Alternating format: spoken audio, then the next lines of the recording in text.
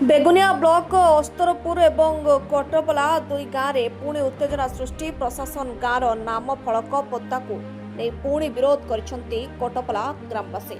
आज बेगुनिया तहसिलदार एवं बाघमारी पुलिस सहायतार गाँव नाम फलक को धरी पहुंचबार बेले अस्तपुर गाँव शताधिक महिला आसी यह विरोध करछंती।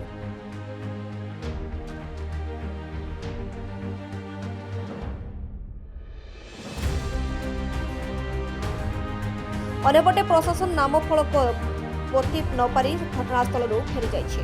घटना सेतिकरे मध्य शेष होई नाही। स्थानीय अंचल एने पुणी उत्तेजना सृष्टि हेबारु बाघमारी पुलिस सहित बेगुनिया बोलगड़ दुई सेक्शन पुलिस मुतयन होछन्ते।